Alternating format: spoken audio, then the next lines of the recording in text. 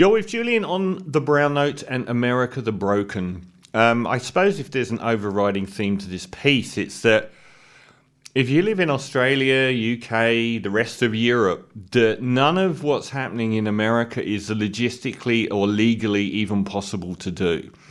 And it points to the fact that Trump has shown how incredibly broken that system is in America. To the extent where you would think that they would have, over the last few hundred years, put safeguards like a constitution in place to stop what's actually happening now. And they haven't, clearly, because it's happening. Like, there's a whole list of things, like him openly spouting about taking over Greenland, that kind of thing. These are allies, your allies with Europe, and the legitimate sovereign nation that Greenland is part of is your ally. And to openly have an abusive phone call with the leader of that country. The same with, the Panama Canal is not in your nation. And to say, the Chinese are getting favourable deals, maybe because they don't treat them like dirt. The same with what's happening with Canada. The three biggest trading partners, I think, of the USA as far as importing goods into the USA go, are Mexico, Canada, and China. And I don't see him trying to go to economic warfare with China. He seems to be picking on countries that are economically smaller, which is virtually everyone, but he's also reversing everything that he's saying. So everyone has this idea that it's hot air with him, but it's also building groundwork for, there's this whole political spiel of saying terrible things so that the norm moves slightly further along and actually doing some of them. And the same with what's happening in Gaza. The idea that, the abandonment of a policy that America has held, regardless of the rest of the world knowing full well that they're lying, and that they haven't done anything to really enforce any two-state solution for Gaza or for the West Bank, and that they have slavishly promoted the Israeli agenda under Biden most recently, which cost him or his successor an awful lot of votes, which they won't tell you about, which I'm sure those people that sat at home and didn't vote for Biden are probably, for Kamala, probably aren't that happy about now, but I understand why they did it. But even just eschewing these decades of, negotiations and accords, just wiping them off the map. Deporting people left, right, and centre. In most countries, the machinations for deporting people are part of sovereign law. You can't just come in and completely change everything and the way that they're doing it, the way that they're treating people and just shoveling them onto planes. These are things that have repercussions in a lot of areas. Like, diplomacy doesn't exist in this realm, and a lot of people think, great, that's great, but a lot of the people that are going to end up being deported, they tried this before. I think at the start of the 60s, they tried to deport 3 million Mexicans, even though most of these people being deported aren't Mexicans, and a lot of the people coming across the border aren't Mexicans, and no one ever asked why all these people are flooding in from all these other parts of Latin America. The Mexicans are usually going there to work and then return, and to work and then return, which is a huge part of the American economy, which is obviously going to blow up.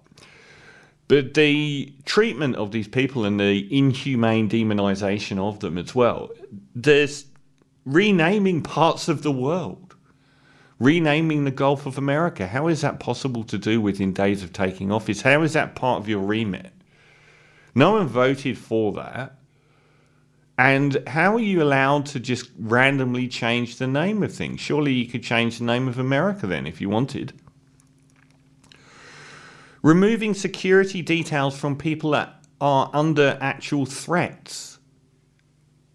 This wouldn't be in the remit of a leader of a country in other nations. It would be part of the political and security framework The people who are actually getting death threats due to their service for the public are protected. And he's like, I'm going to actually leave them hanging in the wind. Pardoning the 6 Jan rioters, a lot of those people are amongst the most dangerous people in society. A lot of the Jan 6 rioters, people want to make out that they're MAGA-waving people. Well, a lot of them were very organised Nazis and satanic Nazis, and people go, oh, anyone who doesn't agree with me. No, these are organisations connected with sub-organisations of the Order of the Nine Angles. Look that group up and look up their sub-organisations and look up their connections with the Jan 6 rioters. These are people who have an overwhelming desire to overthrow Western democracy and values and kill all of the Jews. And that is part of their stated aim. And he's pardoning a lot of these very, very far-right Nazis who specifically wanted to overthrow the government. They might not even support Trump. They might not support any government. They want an autocratic state. They might support that. Who the hell can come into office in America launching a Bitcoin and profiteering by billions off of it? Nowhere else but America or a third world banana republic could that possibly happen. And he did it. And no one says a word. He has historically been a terrible businessman that inherited hundreds of millions of dollars from his father, has gone bankrupt millions of times, is incredibly in debt, and he's now actually a real billionaire because he's done things like launch a Bitcoin before becoming the president.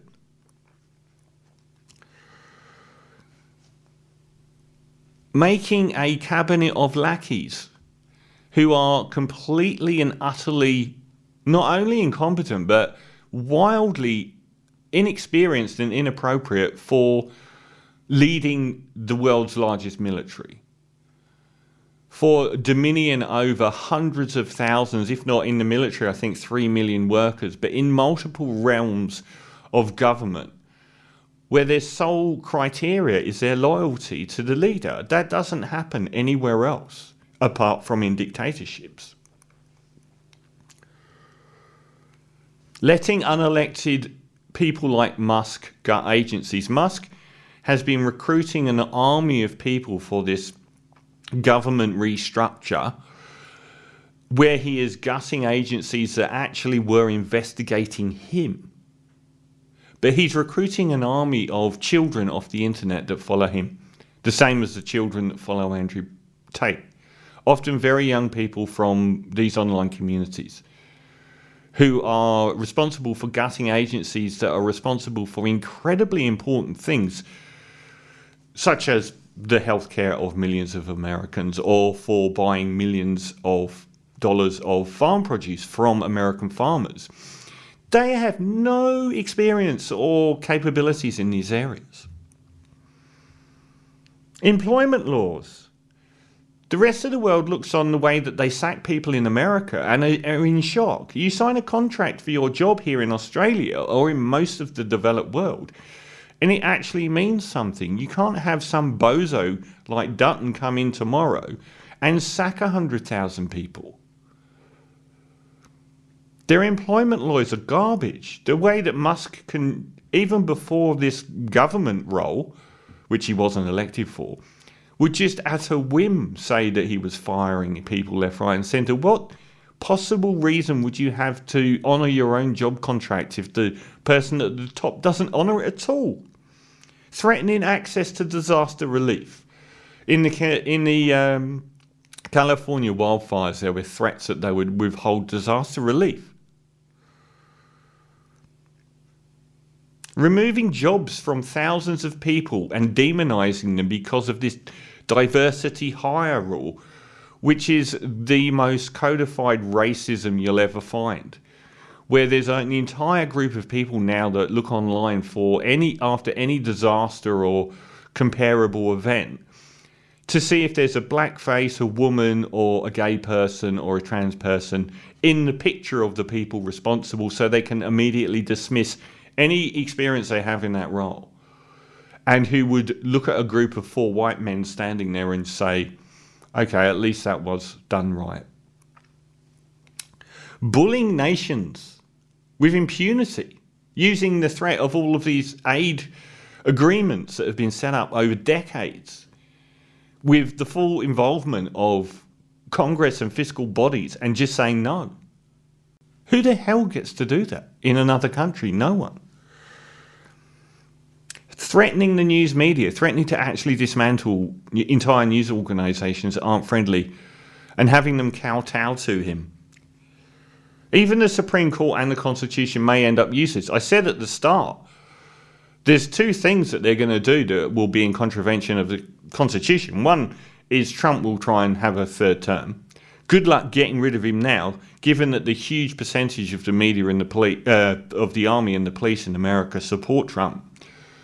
What are you going to do if he just refuses to leave? We saw the dress rehearsal, and so they're going to say Trump should have a 3rd term, and the other thing they'll do is try and change the Constitution for allowing a non-American birth citizen to, a la Elon Musk, to stand for president. Guarantee you he's angling that behind the scenes. The only thing that could possibly stop that happening is the inevitable fallout between 2 giant narcissists. Not in the UK, not in Europe, not in Australia. Could these things happen?